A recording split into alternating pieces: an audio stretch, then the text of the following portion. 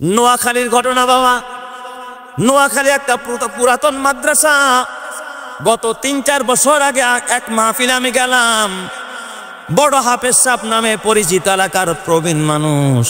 ওই সময় মাহফিলে গেছি ৮৫তম মাহফিল। মাদ্রাসার কততম মাহফিল? ৮৫তম মাহফিল। তার মানে এই কয়দিন আগে শুরু হয়েছে, তাই না? হ্যাঁ, এই পাকিস্তান আমলের মাদ্রাসা ৮৫ বছর ধরে মাহফিল চলতেছে। আর কি আগে থেকে হয়তো মাহফিল হইতো না।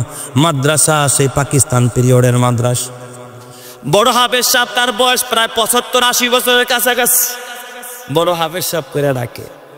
এই হাফেজ সাহেবের কাছে গেলাম, দেখি গন্ডি বান্ডি হান্ডি পাতিল চা দিছে এমন একটা কাপে কইরা। আমার দাদার বয়সে এই কাপ আমি জীবনও দেখি নাই। এহেন্দা মুখ হন্দা মুখ। আমি ওকে হাফেজ সাহেব এদের পুরা দরবার মিলাই ফেলাইছেন। কয় না হুজুর, এগুলো ছাত্রদের হাদিয়া। সুবহানাল্লাহ কোন সভা কি কয়? ছাত্রদের হাদিয়া। আমি কই আপনার ছাত্ররা এগুলো কই পায়? কয় হুজুর ওইগুলো জানতে চায়েন না। সুবহানাল্লাহ জোরে কোন সভা। তার মানে জানতে চায়েন না মানে বোঝা গেছে এর মধ্যে কিছু কি আছে, রহস্য। আচ্ছা, আগের থেকেই শুনছি যে ওই মাদ্রাসায় নাকি জিনেরা পড়াশোনা করে। অনেক পাশে একটা বড় কবরস্থান আছে, পুরাতন মাদ্রাসা তো। আর এই হাফেজ সাহেবদের সাথে জিনদের একটা দহরম বহরম সম্পর্ক। সুবহানাল্লাহ কোন সবাই। তো ওই জিন্দা মাঝে মাঝে হাদিয়া দেয়। তো আমারে যে নাস্তা দিছে, নাস্তার ভিতরে একটা খেজুর, আমার মনে হয় যেন মাত্র গাছের থেকে পাইরা দিস। আর একটু জোরে কন। হুজুর খেজুরটা তো খুব মজা, কি ঘেরান, মনে হয় মাত্র গাছের থেকে পাকা খেজুর। কয় হুজুর এটাও হাদিয়ার খেজুর। আর একটু জোরে কন সুবহানাল্লাহ। তার মানে ছাত্ররা হাদিয়া লিস। পাশে কয়েকজন খাদেম ছিল, কয় হুজুর থাক, পরে বলবো কথা। ছাত্ররা উঠে গেছে। হাফেজ সাহেবরে জিজ্ঞাসা করলাম, হাফেজ সাহেব এই ধরনের হাদিয়া আপনার ছাত্ররা কই পায়? হাফেজ সাহেব দেখি চোখের পানি ফালা কান্দে, ডাক দেয়া কাও হুজুর দোয়া করেন আল্লাহ যেন হায়াতে বরকত দেয়। এই জীবনে যত ছাত্র গড়লাম, আমার হাজার হাজার হাফেজে কোরআন ছাত্র আমি গঠন করেছি। কিন্তু আল্লাহ তাআলা এই হাজার হাজার হাফেজে কোরআনের ভিতরে প্রায় 200-এর ঊর্ধ্বে হবে আমার জিন হাফেজ। সুবহানাল্লাহ। 200-এর উপরে আছে আমার কি জিন ছাত্র, যারা কি হয়ে গেছে হাফেজে কোরআন হয়ে গেছে। আমাদের এই মসজিদেও কিছু নামাজি জিন আছে, আলহামদুলিল্লাহ বলেন। সবাই দেখবে না, সবার নজরেও পড়বে না। কিছু কিছু সিমটম দেখলে বোঝা যায়। মাঝে মাঝে এমন মুসল্লির সাথে আমার সাক্ষাৎ হয়। এই জুমার পরে এমন লোক সাক্ষাৎ করে, কয় হুজুর ওই দিন কয়েক মাস আগে একজনে জিজ্ঞাসি বাড়ি কই, কয় পাবনা। বাড়ি কই? পাবনা। কই আসছেন বেড়াইতে? কয় না হুজুর নামাজ পড়তে আসছি। সুবহানাল্লাহ কোন সবাই। কিছু কিছু জিন্নাতরা দূর থেকেও আসে নামাজের জন্য। আসে কি আসে না জোরে কন? এটা আল্লাহর রহমত, আল্লাহর বরকত। নবীজি বলেন, নবীর যুগে এ আমার বাবা আলী সাহাবা ফি তামিজি সাহাবার ভিতরে লেখে, আল্লাহর নবীর যুগে 6 বার জিনদের সাথে সাক্ষাৎ হয়েছে। আর এই জিন্নাতেরা আল্লাহর নবীর কাছে 6 বার সাক্ষাৎ করেছে। জিন্নাতরা কালিমা পড়েছে আমার নবীর ইমামতিতে। কিছু কিছু জিন্নাতরা নবীর পিছনেও নামাজ আদায় করেছে। সুবহানাল্লাহ। এই জিন্নাতদের সংখ্যা হলো প্রায় ৭২,০০০। কেউ কেউ বলছে ৭৩,০০০। কয় হাজার? ৭৩,০০০। আর হাফেজ ইবনে হাজার আসকালানী রহমাতুল্লাহ আলাইহি বলেন, এই জিনদের ভিতরে 22 জন ছিল যারা সরাসরি ডাইরেক্ট নবীর সাহাবী। আল্লাহর নবীর সাহাবীদের আবু বকরের যেমন মর্যাদা, ওমরের যেমন মর্যাদা, সাহাবা কেরাম আজমাইনদের যেমন মর্যাদা, 22 জন জিন সাহাবীদেরও তেমন মর্যাদা। ওরা আল্লাহর নবীকে ঈমান অবস্থায় আল্লাহর নবীকে দেখেছে, আল্লাহর নবীর কথাগুলো শুনতেন, আল্লাহর নবীর দর্শে বসতেন। এমন জিন সাহাবীর সংখ্যা হলো 22 জন। জোরে কন আল্লাহু আকবার। তাহলে জিনদের মধ্যে ভালো আছে আবার খারাপও আছে। জিন্দা নামাজ পড়ে, তাহলে জিন্দাও কোরআন পড়ে, ওরাও হাফেজ হয়, ওরাও মাদ্রাসায় পড়ে। আপনার পাশে দাঁড়াইছে, আপনি বুঝতে পারবেন না। ওরাও কিন্তু নামাজি আছে, ভালো আছে, মন্দ আছে। খবরদার পাশের মুসল্লিটারে কষ্ট দিবেন না। ও যদি কষ্ট পেয়ে যায়, ও যদি ব্যথা পায়, পরক্ষণে আপনার ক্ষতি করতে চেষ্টা করবে। কথা ঠিক কিনা? খবরদার কখনো জিনদেরকে কষ্ট দেওয়া যাবে না। মসজিদে নববীতে আল্লাহর নবী একদিন নামাজে সাহাবায়ে কেরাম বসা, দেখে ডাইরেক্ট একটা সাপ ঢুকতেছে। সুবহানাল্লাহ কোন সবাই। মসজিদে কি ঢুকতেছে? সাপ ঢুকতেছে। সাহাবায়ে কেরাম ভয় পেয়ে গেলেন, জীবনে মসজিদে কোনোদিন সাপ দেখিনি, আজকে কেন সাপ আসতেছে। সাহাবায়ে কেরাম উদ্যত হয়ে গেলেন, ইয়া রাসূলুল্লাহ, ইয়া হাবিবাল্লাহ, কয় খবরদার তোমরা তারা কিছু বলবা না। এই সাপ আস্তে আস্তে নবীর কাছে আসলেন, ফনা দইরা নবীর কানের কাছে, এ বাবা সাপ, মুখটা লাগায়া বিড়বিড় করে সাপ যেন কি বললেন। কিছুক্ষণ পরে সাপটা অদৃশ্য হয়ে গেল, গায়েব হয়ে গেল। সাহাবায়ে কেরাম বলেন, ইয়া রাসূলুল্লাহ, সাপেও দেখি আপনার সাথে কথা কয়। নবীজি ডাক দেয়া কয়, সাহাবীরা, এটা দুনিয়ার কোনো সাপ না, এটা হলো আল্লাহর সৃষ্টি জিন। ও আমার কাছে আসছে একটা বিচার নিয়ে, নালিশ নিয়ে। কয় কি বিচার নিয়ে আসছে, কি নালিশ নিয়ে আসছে? সাহাবায়ে কেরামের কথা শুই না নবীজি ডাক দেয়া কয়, ও সাহাবীরা, ও আমার কাছে বিচার দিছে যে ওদের খাদ্যগুলো তোমরা নষ্ট করে ফেলো। ওদের খাদ্য হলো শুকনা গোবর, ওদের খাদ্য হলো শুকনা হাড়। এই হাড়গুলো তোমরা পানিতে ফালায়া দাও, গোবরগুলো তোমরা টয়লেটের মধ্যে নিয়ে ধীরা হিসাবে ব্যবহার করে ওদের খাবার নষ্ট করে দাও। আপনার সাহাবায়ে কেরামকে আপনি বলে দিবেন, আপনার সাহাবীরা যেন আমাদের খাবারগুলো নষ্ট করে না দেয়, আমাদের হাড়গোড়গুলো কাটাকুটাগুলো নষ্ট করে না দেয়, ওই ময়লার মধ্যে ফেলে না দেয়, পানির ভিতরে ফেলে না দেয়, আমরা খাইতে পারি না।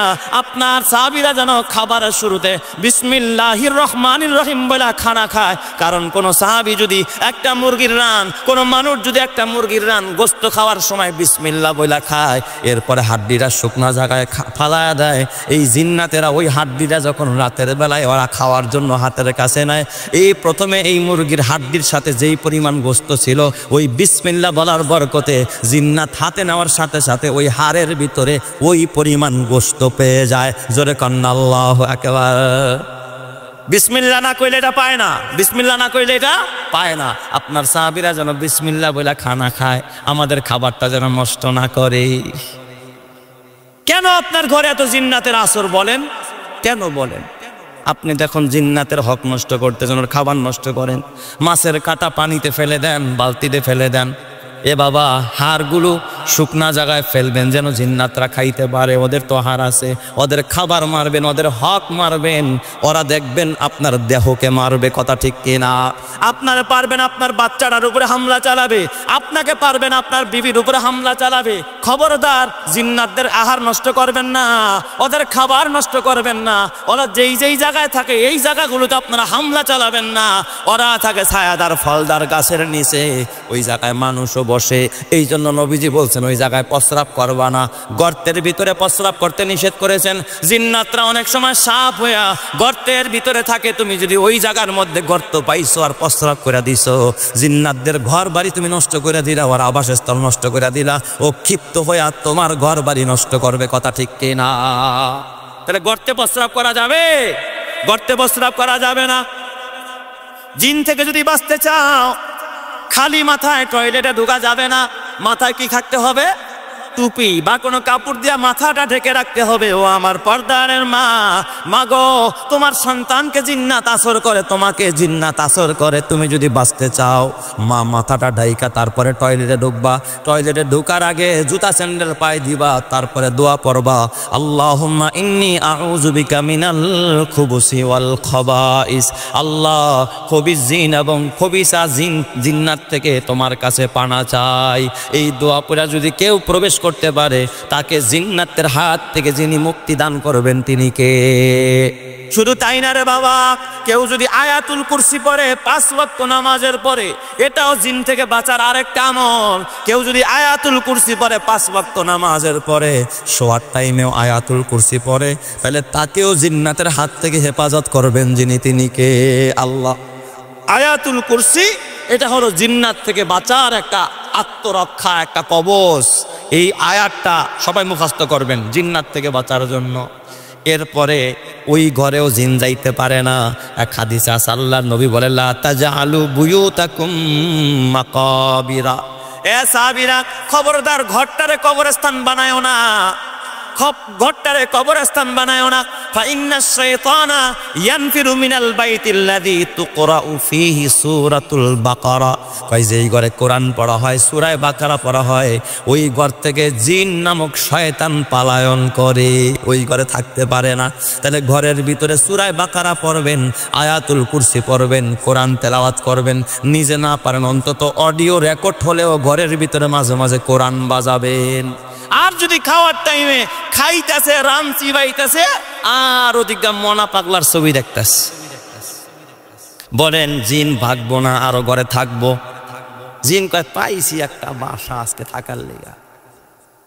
হাদিসের কিতাবে লেখে, কোন বান্দা যখন ঘরে প্রবেশ করে, যদি ঘরে বিসমিল্লাহ বইলা প্রবেশ না করে, সালাম দিয়া প্রবেশ না করে, ওই ঘরের ভিতরে জিন প্রবেশ করে।